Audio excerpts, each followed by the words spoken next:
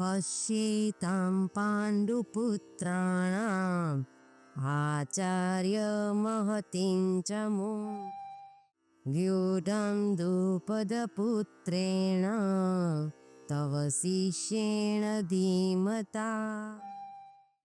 इस श्लोक में यह दिखाया गया है कि दुर्योधन द्रोणाचार्य के पास जाकर कौन से वचन बोलता है। आचार्य।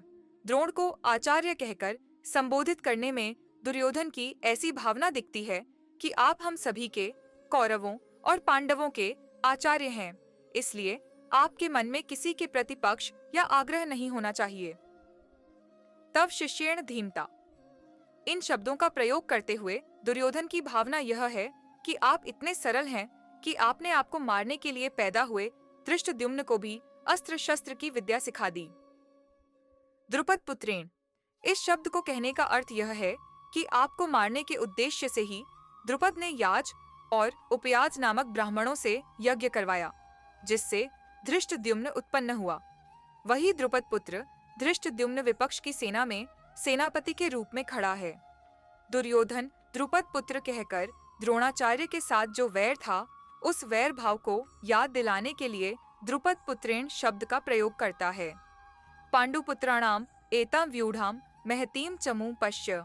द्रुपद पुत्र पांडवों का सेनापति है और पांडवों की सेना को व्यूहबद्ध करने का अधिकार दिया गया है।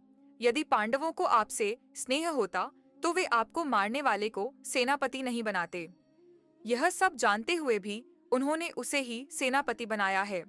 यदि कौरवों की अपेक्षा पांडवों की सेना संख्या में कम थी, अर्थात कौरवों की 11 अक्षौहिणी और पांडवों की 7 अक्षौहिणी थी, तब भी दुर्योधन पांडवों की सेना को बहुत बड़ी कहता है। इसमें दो भाव दिखाई देते हैं। एक, पांडवों की सेना ऐसी तरह से व्यूह में खड़ी थी कि दुर्योधन को थोड़ी सेना भी बहुत बड़ी लग रही थी। दो, पांडवों की सेना के सभी योद्धा एकमत थे। इस एकता के कारण पांडवों की छोटी सेना भी बल और उत्साह में बड़ी दिख रही थी। इस प्रकार दुर्योधन द्रोणाचार्य से कहना चाहता है कि युद्ध करते समय आप इस सेना को सामान्य या छोटी न समझें, बल्कि युद्ध में विशेष बल का प्रयोग करें। पांडवों का सेनापति आपका शिष्य द्रुपद पुत्र ही है, इसलिए उस पर विजय प्राप्त करना आपके लिए कोई बड़ी बात नहीं है।